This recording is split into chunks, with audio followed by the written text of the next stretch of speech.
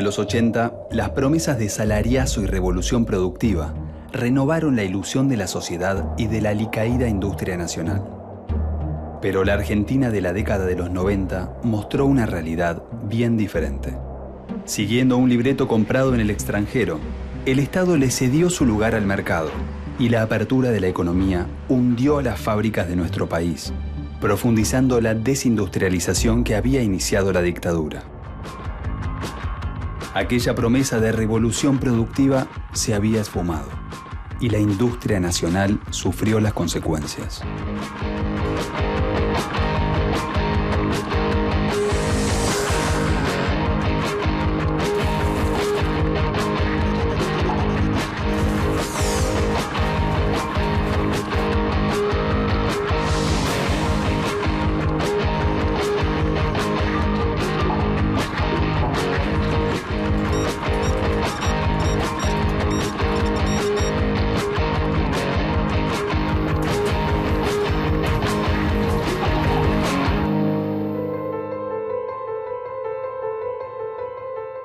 Hacia 1989, la industria nacional se encontraba detenida por una economía hiperinflacionaria. Carlos Saúl Menem, al frente del país, realizó fallidos intentos para detener este proceso, girando rápidamente el rumbo económico hacia un modelo neoliberal. La industria nacional comenzó a sentir los efectos del nuevo modelo inmediatamente. Por los argentinos sin trabajo, por los hogares sin techo, por la mesa sin pan. Síganme que no los voy a defraudar. Síganme que no los voy a defraudar.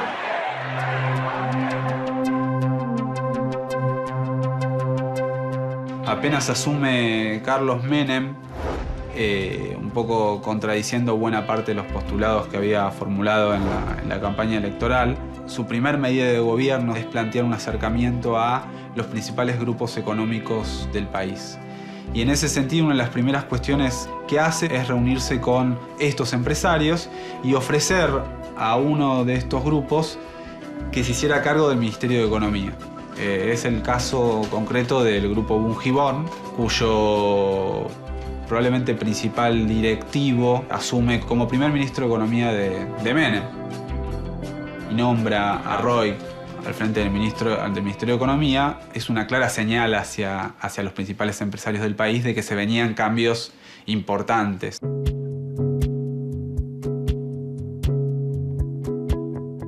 Los resultados del plan fueron negativos. Retornó la hiperinflación y la recesión económica se profundizó, afectando especialmente a la industria local. El siguiente ministro de Economía del presidente Menem fue Antonio Herman González. Herman González es designado ministro de Economía y empieza nuevamente un periodo donde se intenta, a través del ajuste tradicional, bajar el gasto público, congelar los salarios, congelar el tipo de cambio, y empiezan las privatizaciones. Sigue vigente la propuesta de privatizar todo aquello que sea necesario privatizar.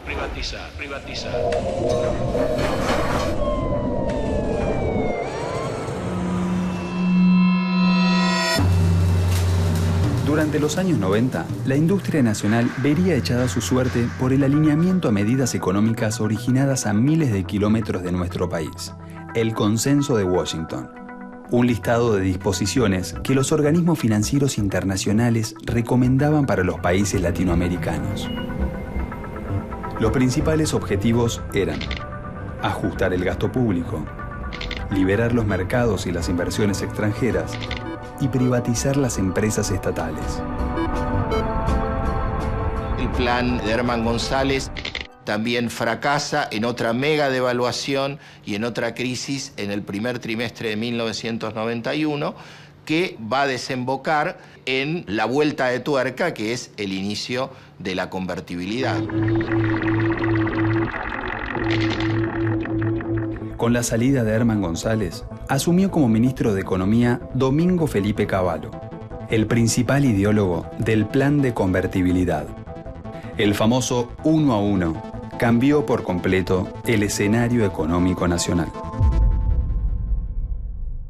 establece un tipo de cambio fijo, 1 a 1, sacándole cuatro ceros a la moneda, y básicamente lo que les dice es ahora la paridad cambiaria solo la puede modificar el Parlamento. Esto lo que le está diciendo a la gente: nadie venga a pedirme una devaluación porque yo no la puedo hacer.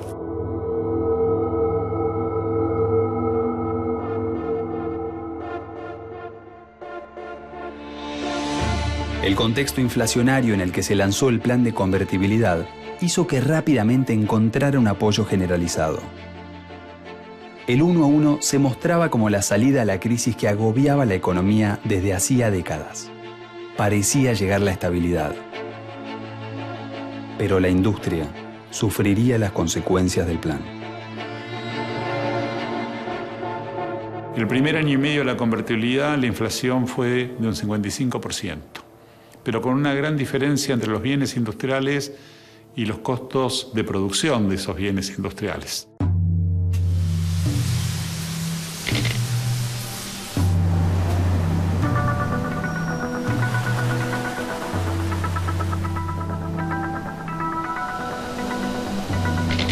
Yo vendo una mesa que puedo subir el 10% de los precios y los costos de mis servicios telefónicos, los alquileres, los impuestos, todo eso me subió un 75%. En aquella época se decían: los precios suben por la escalera y los costos suben por el ascensor.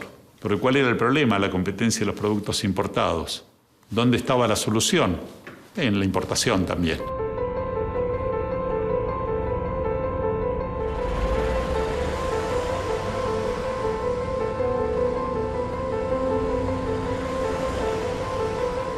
El desarrollo industrial durante la convertibilidad estuvo profundamente afectado por las políticas de apertura económica y libre competencia, lo que provocó una progresiva desintegración de la producción fabril. Los trabajadores sintieron muy de cerca sus efectos. El inicio del menemismo, el salario real quizás asciende un poco y se estabiliza, ¿no?, para ir descendiendo a lo largo del tiempo durante todo el periodo, producto del aumento de la desocupación, del aumento de la precarización. Antes y después de la convertibilidad dicta la Ley 24013, la primera ley flexibilizadora.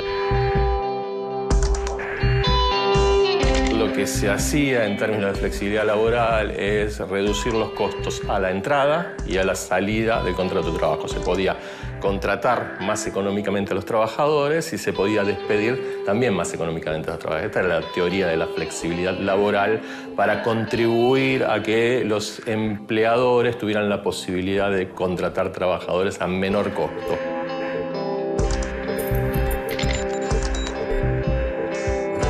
Soy José Omar Juárez, soy trabajador de astillero, tengo 34 años de antigüedad. En los 90, por ejemplo, cobrábamos el sueldo en un sobrecito que nosotros le llamamos papel, sobrecito de maní, ¿viste? Donde venden los cucuruchos de maní, en eso nos pagaban en cuotas y sueldos extremadamente magros.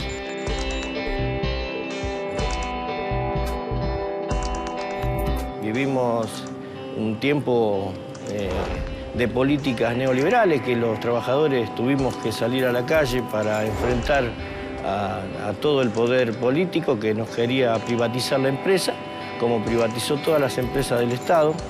Entonces los astilleros, los trabajadores, lucharon, sufrieron y lloraron para mantener el astillero abierto.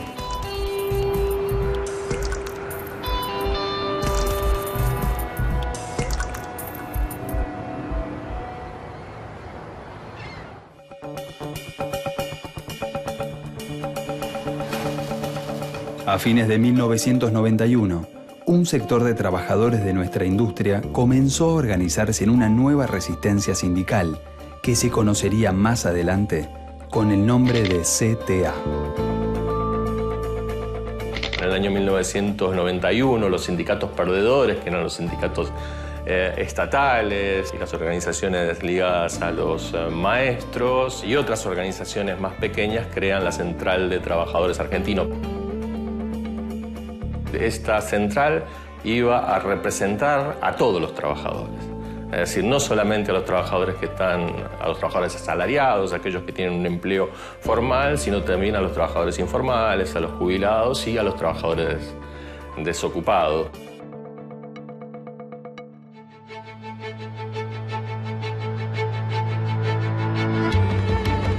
Las medidas macroeconómicas de Menem y Cavallo profundizaron el proceso desindustrializador iniciado a mediados de los 70 con las políticas de Martínez de Hoz, produciendo un proceso de transferencia de ingresos desde el trabajo hacia el capital de grandes grupos económicos.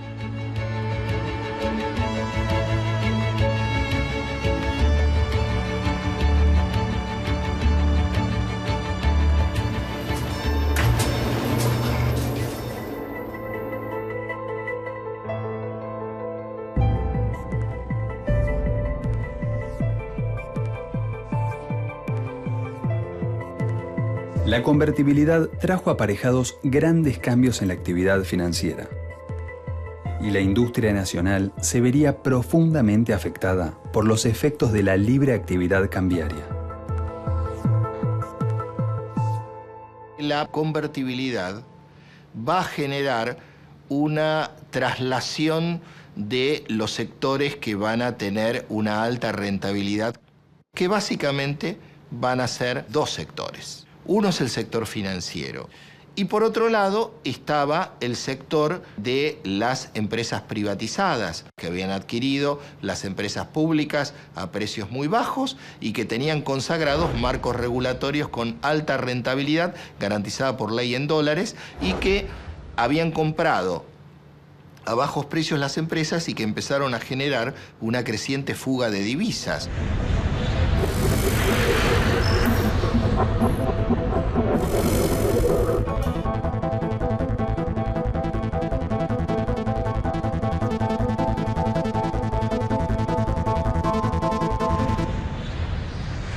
O sea, hubo una suerte de desustitución de importaciones.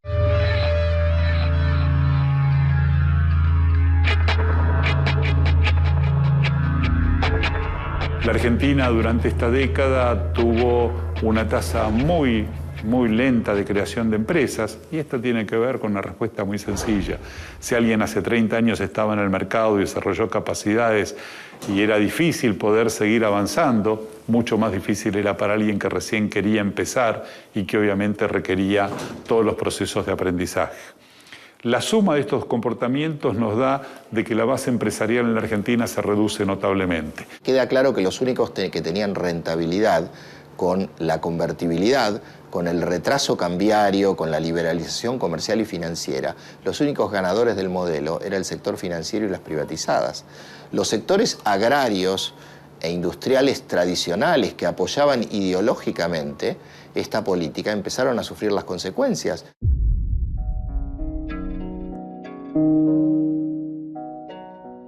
La convertibilidad sacudió a la industria nacional con una fuerte invitación a la competencia internacional, sin tener en cuenta las particularidades de cada industria. Esta situación trajo aparejadas respuestas muy diferentes por parte de todo el sector industrial. Cuando se hace este shock de apertura y de cambio tan fuerte en términos de las reglas de juego y esta fuerte inyección de competencia de la apertura económica, las empresas que son más competitivas, que sus modelos de organización de la producción de bienes y servicios tienen los niveles de eficiencia más altos del mundo, tienen más capacidad como para asumir este desafío. Obviamente esto no es la situación de gente que con mucho trabajo y con mucho esfuerzo generó procesos de aprendizajes, pero que aún están muy alejados de las mejores prácticas internacionales. Un fabricante de mesas, de camisas, de metalurgia liviana, de confecciones. Una filial de una empresa transnacional, cuando tiene que decidir una inversión, hacia qué mercado va, eso es una decisión que se toma en la casa matriz. Una situación totalmente distinta es la de una pyme que con gran esfuerzo, con gran trabajo, opera en el mercado argentino y cuando tiene que decidir cómo dar una respuesta a este esquema de la convertibilidad no tiene estos grados de libertad y esta alternativa que tiene el caso de una empresa multinacional. y posiblemente cuando una persona esté pensando si va a tener que cerrar su planta, lo primero que está pensando es si José, que hace 30 años está trabajando con él, lo tiene que echar, o qué es lo que va a suceder el lunes, cómo se va a sentir en su casa, o qué es lo que va a hacer de su vida. Entonces uno no puede esperar de que todas las empresas tengan las mismas respuestas.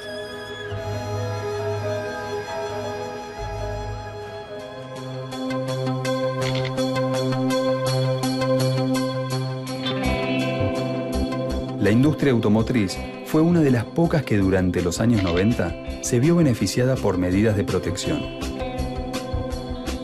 Esta rama tenía una larga tradición de acuerdos y regulaciones que siguieron con nuevas formas en esta década.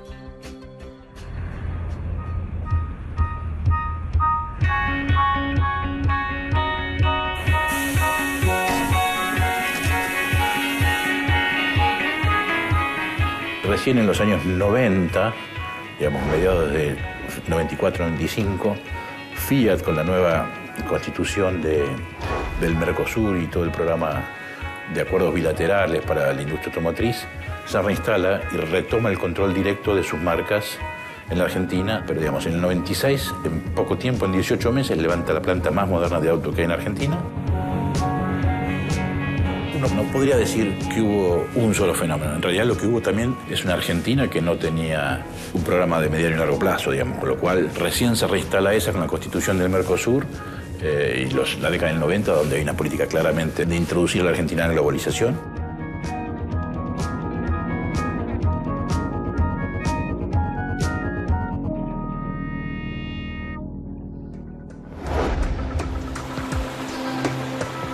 Si bien un reducido grupo de industria florecía, la gran mayoría no corrió con la misma suerte. Los capitales extranjeros desembarcaron adquiriendo empresas locales. Este fenómeno se conoce como extranjerización de la economía. ¿La extranjerización qué es? Que la cúpula empresaria del país tendió a cada vez más tener presencia de empresas transnacionales y cada vez más tener menos presencia de grandes empresas nacionales. Y ese fue otro de los grandes efectos que tuvieron las reformas estructurales neoliberales. Eran empresas que no tenían problemas financieros o económicos, no estaban, digamos, urgidas por ese tipo de problemas, pero sus propietarios deciden vender. Y en ambos casos, esa decisión de vender está muy asociado a negarse a competir con las grandes empresas transnacionales que estaban llegando al país. Hay una idea de que no valía la pena competir. Y en general los empresarios que vendieron en ese periodo terminaron comprando otro tipo de empresas, en general agropecuarias. Es decir que ahí hay un fenómeno bien interesante que es empresarios industriales venden sus empresas y se reconvierten en productores agropecuarios.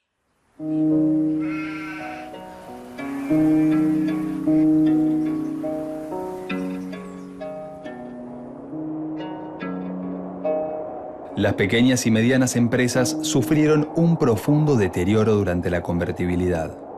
A los problemas derivados de la apertura externa se le sumaron las dificultades y limitaciones generadas a partir del nuevo plan económico. En general, a las empresas más chicas, a lo que se conoce como pymes, tendió a irle peor que a las empresas más grandes. ¿Por qué? Porque en el contexto claramente perjudicial para la industria que se vio en los 90, las empresas más pequeñas tuvieron menores herramientas para hacer frente a esa situación. La estructura pyme argentina que se convirtió en ensambladora, lo que vamos a tener es que importa muchos productos y lo que produce no puede exportarlo, con lo cual va a tener saldos comerciales altamente negativos.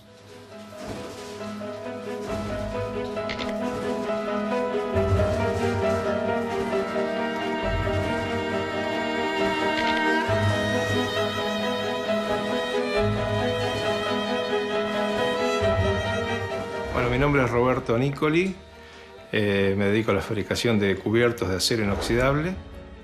Esto lo inauguró mi abuelo, que vino de Italia con el oficio de matricero.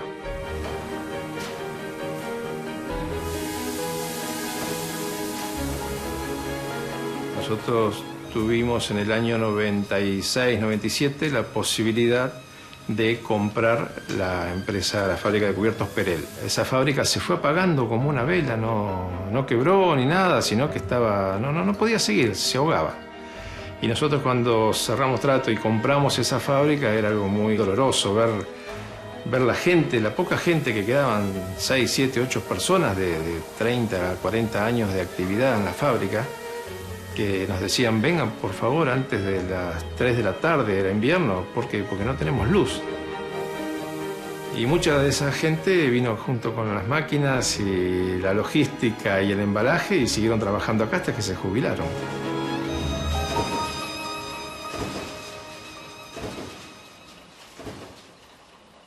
Mi nombre es José Luis Guazzaroni, técnico matricero grabador.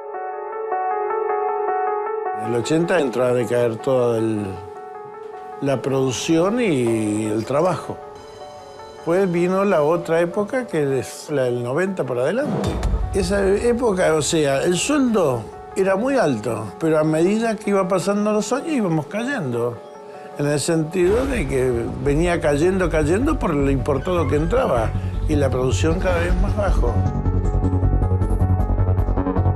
Hasta que llegó lo que llegó. En el 2000 directamente quedamos todos en la calle.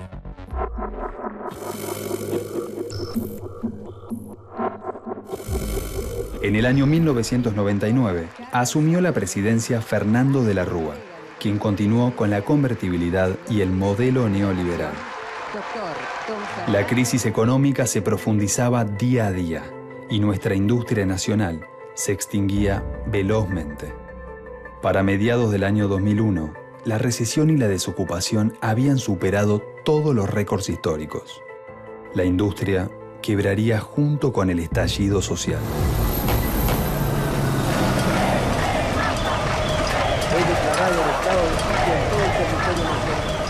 Y cuando viene la crisis, independientemente de los programas que se apliquen, todos tienen como rasgo común que son financiados por los sectores de menores ingresos. Y esto lo que generó fue un brutal proceso de exclusión social y son los sectores de menos ingresos a través de la instrumentación de fuertes procesos inflacionarios y devaluatorios los que, en definitiva, terminan financiando los procesos de recuperación. No hay ninguna magia, no es que actúan mecanismos así absolutamente sobrenaturales. Es muy fácil destruir y fueron 10 años de destrucción. Lleva muchísimos más años construir que destruir. Y gran parte de esa pobreza que vemos en la calle tiene que ver con esos años de Menem, ¿no? Entonces creo que los argentinos tenemos que hacer una crítica social, me parece muy grande, ¿no? Porque de alguna manera apoyamos y no quisimos ver muchos cómo por el solo hecho de vivir una ficción, por el solo hecho de poder consumir, de poder viajar al exterior, por el hecho de que los precios no suban tanto, pasivamente, muchos de nosotros, permitimos que hubiera despojo, permitimos que se privatizara sin control, permitimos que se vendiera YPF, permitimos que se endeudara al país y las consecuencias todos después la vivimos en el 2001 y la seguimos viviendo. La política económica aplicada durante los años 90 terminó la brutal transformación de la matriz productiva que había iniciado la dictadura militar. La inversión industrial se vio fuertemente desalentada y la pequeña industria fue prácticamente arrasada. Para fines de la década, la industria nacional agonizaba.